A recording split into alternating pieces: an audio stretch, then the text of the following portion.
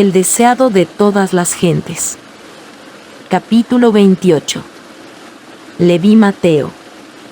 Este capítulo está basado en Mateo 9:9 al 17, Marcos 2:14 al 22, Lucas 5:27 al 39. Entre los funcionarios romanos que había en Palestina, los más odiados eran los publicanos. El hecho de que las contribuciones eran impuestas por una potencia extraña era motivo de continua irritación para los judíos, pues les recordaba que su independencia había desaparecido. Y los cobradores de impuestos no eran simplemente instrumentos de la opresión romana, cometiendo extorsiones por su propia cuenta, se enriquecían a expensas del pueblo. Un judío que aceptaba este cargo de mano de los romanos era considerado como traidor a la honra de su nación. Se le despreciaba como apóstata, se le clasificaba con los más viles de la sociedad.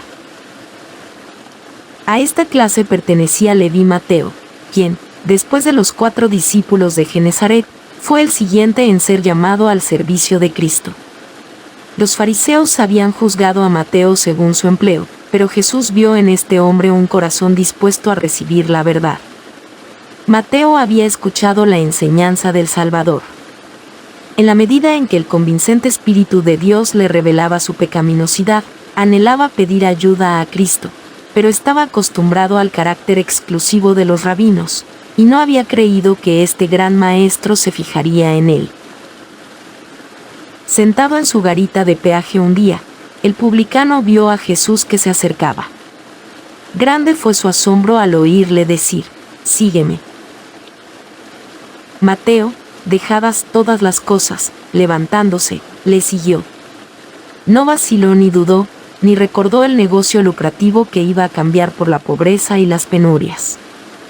Le bastaba estar con Jesús, poder escuchar sus palabras y unirse con él en su obra. Así había sido con los discípulos antes llamados. Cuando Jesús invitó a Pedro y sus compañeros a seguirle, dejaron inmediatamente sus barcos y sus redes. Algunos de esos discípulos tenían deudos que dependían de ellos para su sostén, pero cuando recibieron la invitación del Salvador, no vacilaron ni preguntaron: ¿cómo viviré y sostendré mi familia? Fueron obedientes al llamamiento, y cuando más tarde Jesús les preguntó: cuando os envié sin bolsa, y sin alforja, y sin zapatos, ¿os faltó algo?, pudieron responder: nada. Lucas 22:35. A Mateo en su riqueza, y a Andrés y Pedro en su pobreza, llegó la misma prueba, y cada uno hizo la misma consagración.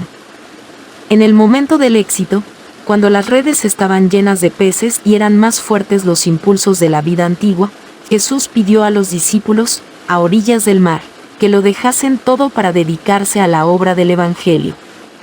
Así también es probada cada alma para ver si el deseo de los bienes temporales prima sobre el de la comunión con Cristo. Los buenos principios son siempre exigentes. Nadie puede tener éxito en el servicio de Dios a menos que todo su corazón esté en la obra, y tenga todas las cosas por pérdida frente a la excelencia del conocimiento de Cristo. Nadie que haga reserva alguna puede ser discípulo de Cristo, y mucho menos puede ser su colaborador. Cuando los hombres aprecien la gran salvación, se verá en su vida el sacrificio propio que se vio en la de Cristo. Se regocijarán en seguirle a donde quiera que los guíe.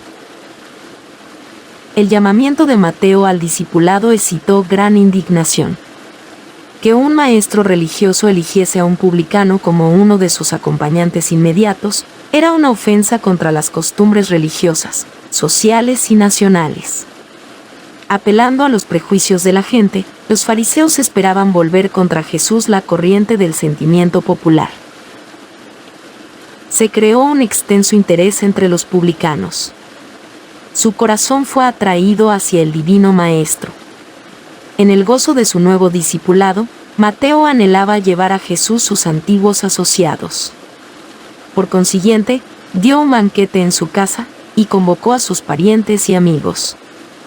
No solo fueron incluidos los publicanos, sino también muchos otros de reputación dudosa, proscritos por sus vecinos más escrupulosos. El agasajo fue dado en honor de Jesús, y él no vaciló en aceptar la cortesía. Bien sabía que esto ofendería al partido farisaico y le comprometería a los ojos del pueblo. Pero ninguna cuestión de política podía influir en sus acciones. Para él no tenían peso las distinciones externas. Lo que atraía su corazón era un alma sedienta del agua de vida. Jesús se sentó como huésped honrado en la mesa de los publicanos, demostrando por su simpatía y amabilidad social que reconocía la dignidad de la humanidad, y los hombres anhelaban hacerse dignos de su confianza. Sobre sus corazones sedientos caían sus palabras con poder bendecido y vivificador, despertando nuevos impulsos y presentando la posibilidad de una nueva vida a estos parias de la sociedad. En reuniones tales como esta, no pocos fueron impresionados por la enseñanza del Salvador, aunque no le reconocieron hasta después de su ascensión. Cuando el Espíritu Santo fue derramado, y 3,000 fueron convertidos en un día, había entre ellos muchos que habían oído por primera vez la verdad en la mesa de los publicanos, y algunos de ellos llegaron a ser mensajeros del Evangelio. Para Mateo mismo, el ejemplo de Jesús en el banquete fue una constante lección. El publicano despreciado vino a ser uno de los evangelistas más consagrados, y en su propio ministerio siguió muy de cerca las pisadas del Maestro. Cuando los rabinos supieron de la presencia de Jesús en la fiesta de Mateo, aprovecharon la oportunidad para acosarle. Pero decidieron obrar por medio de los discípulos. Despertando sus prejuicios, esperaban enajenarlos de su Maestro. Su recurso consistió en acusar a Cristo ante los discípulos, y a los discípulos ante Cristo, dirigiendo sus flechas a donde había más probabilidad de producir heridas. Así ha obrado Satanás desde que manifestó desafecto en el cielo, y todos los que tratan de causar discordia y enajenamiento son impulsados por su espíritu. ¿Por qué come vuestro maestro con los publicanos y pecadores?, preguntaron los envidiosos rabinos. Jesús no esperó que sus discípulos contestasen la acusación, sino que él mismo replicó: los que están sanos no tienen necesidad de médico, sino los enfermos.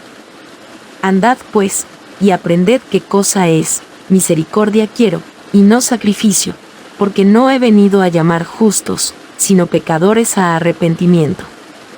Los fariseos pretendían ser espiritualmente sanos, y por lo tanto no tener necesidad de médico, mientras que consideraban que los publicanos y los gentiles estaban pereciendo por las enfermedades del alma. No consistía, pues, su obra como médico en ir a la clase que necesitaba su ayuda.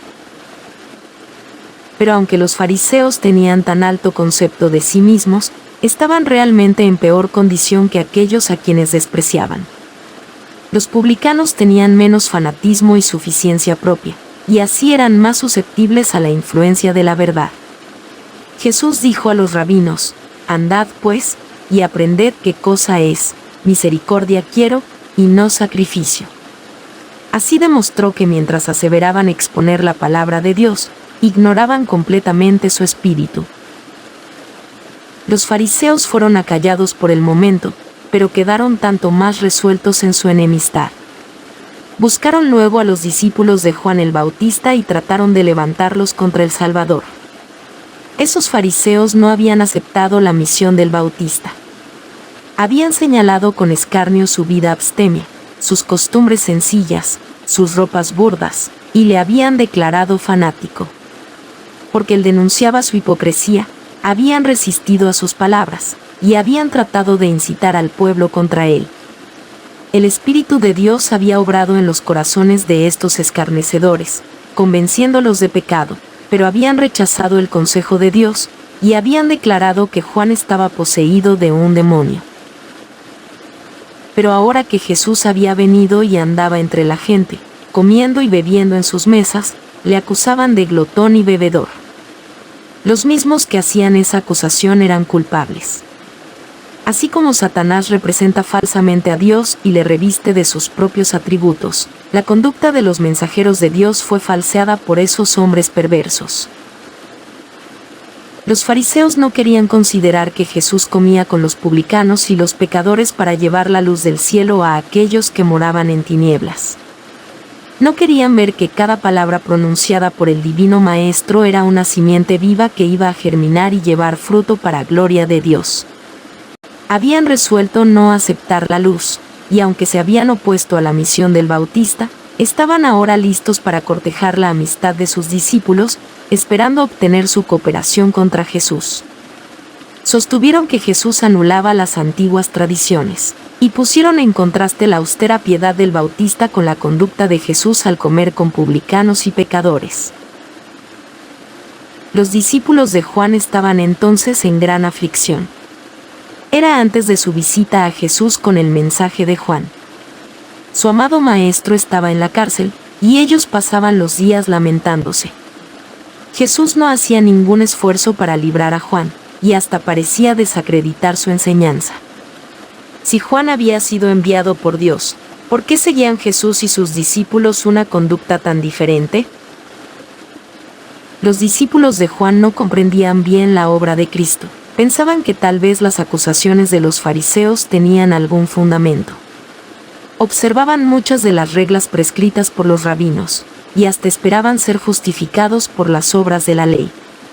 El ayuno era practicado por los judíos como un acto de mérito, y los más estrictos ayunaban 2 días cada semana.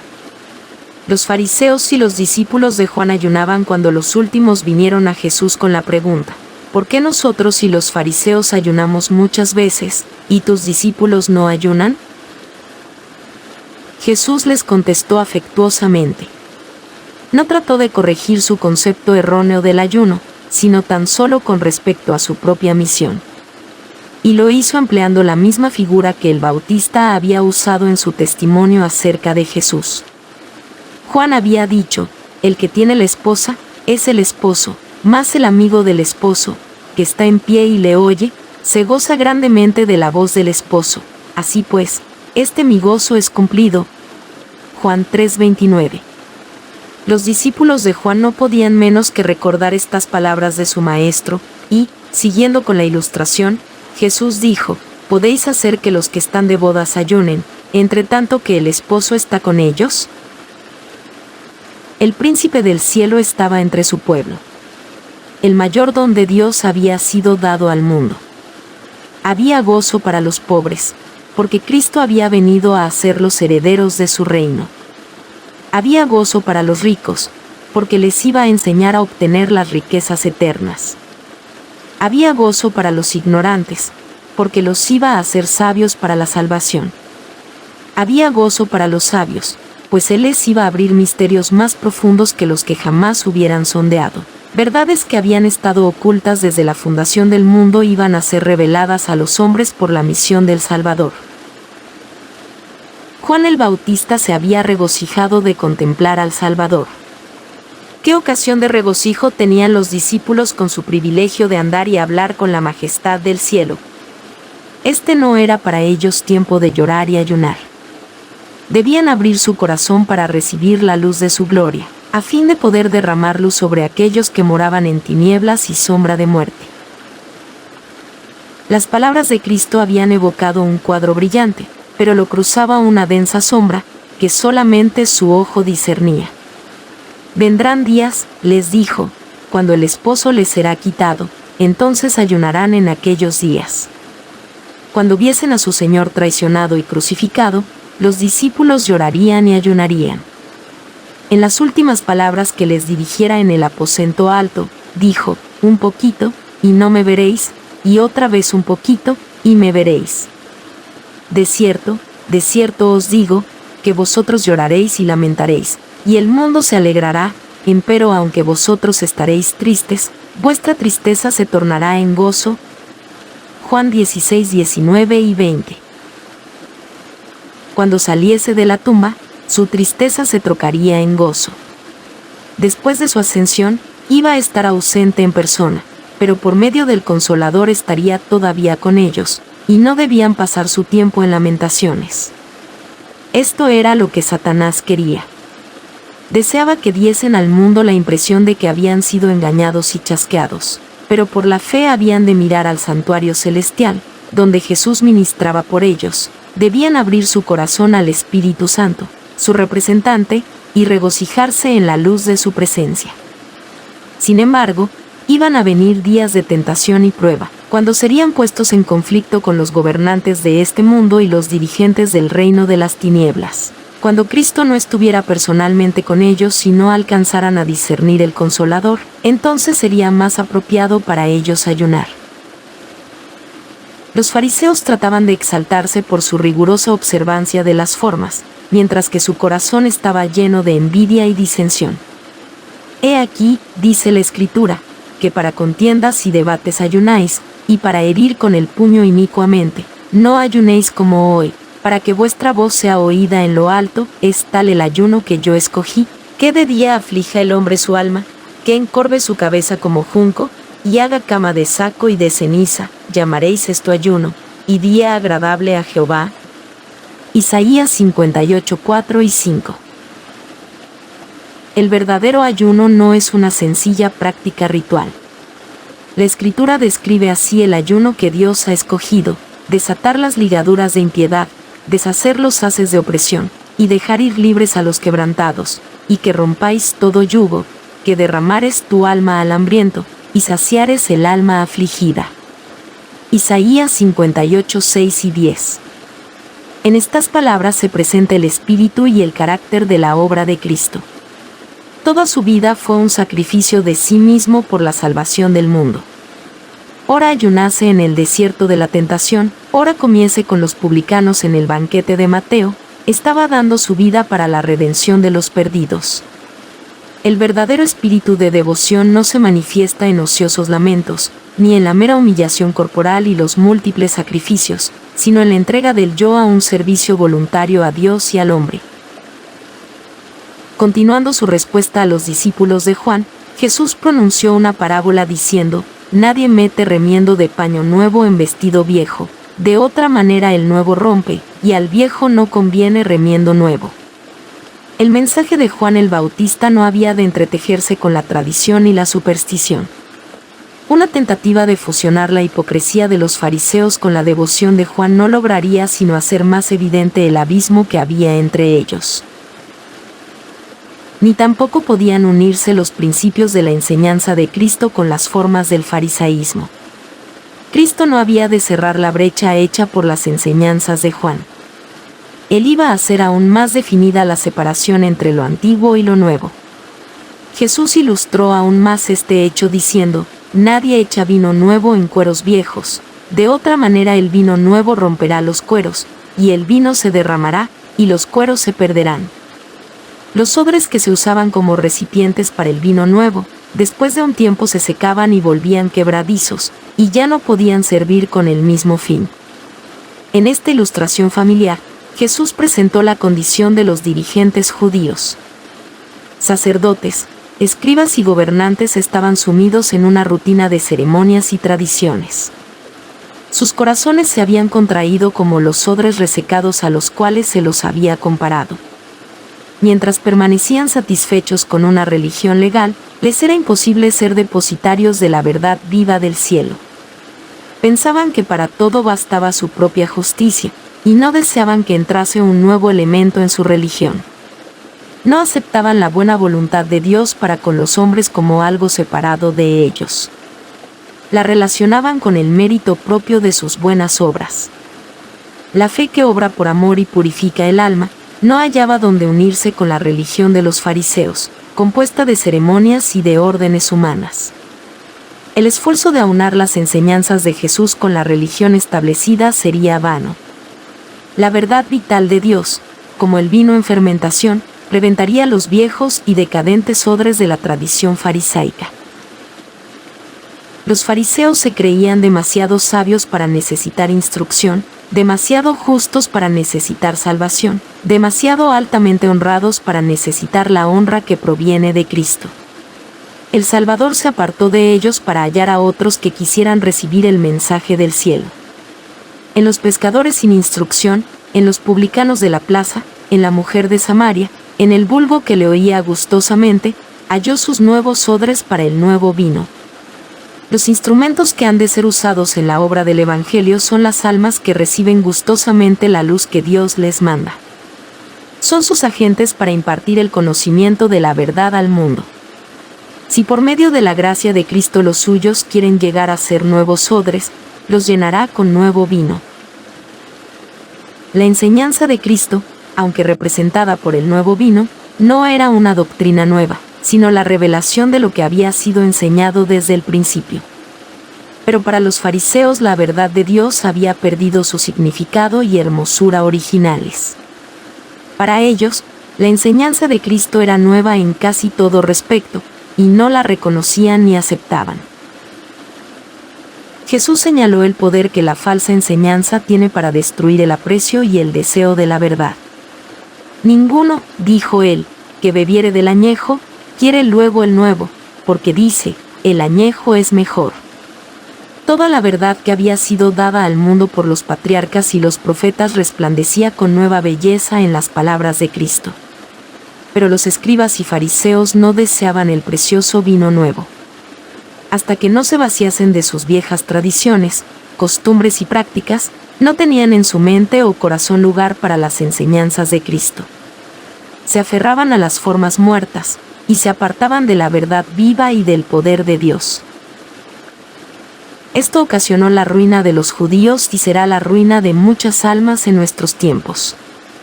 Miles están cometiendo el mismo error que los fariseos a quienes Cristo reprendió en el festín de Mateo. Antes que renunciar a alguna idea que les es cara, o descartar algún ídolo de su opinión, muchos rechazan la verdad que desciende del Padre de las Luces. Confían en sí mismos y dependen de su propia sabiduría, y no comprenden su pobreza espiritual. Insisten en ser salvos de alguna manera por la cual puedan realizar alguna obra importante. Cuando ven que no pueden entretejer el yo en esa obra, rechazan la salvación provista. Una religión legal no puede nunca conducir las almas a Cristo, porque es una religión sin amor y sin Cristo. El ayuno o la oración motivada por un espíritu de justificación propia es abominación a Dios. La solemne asamblea para adorar, la repetición de ceremonias religiosas, la humillación externa, el sacrificio imponente, proclaman que el que hace esas cosas se considera justo, con derecho al cielo, pero es todo un engaño. Nuestras propias obras no pueden nunca comprar la salvación. Como fue en los días de Cristo, así es hoy, los fariseos no conocen su indigencia espiritual. A ellos llega el mensaje, porque tú dices, yo soy rico, y estoy enriquecido, y no tengo necesidad de ninguna cosa, y no conoces que tú eres un cuitado y miserable y pobre y ciego y desnudo. Yo te amonesto que de mí compres oro afinado en fuego, para que seas hecho rico, y seas vestido de vestiduras blancas, para que no se descubra la vergüenza de tu desnudez. Apocalipsis 1:17 y 18. La fe y el amor son el oro probado en el fuego. Pero en el caso de muchos, el oro se ha empañado, y se ha perdido el rico tesoro. La justicia de Cristo es para ellos como un manto sin estrenar, una fuente sellada. A ellos se dice, tengo contra ti que has dejado tu primer amor. Recuerda por tanto de dónde has caído, y arrepiéntete, y haz las primeras obras, pues si no, vendré presto a ti, y quitaré tu candelero de su lugar, si no te hubieres arrepentido. Apocalipsis 2:4 y 5.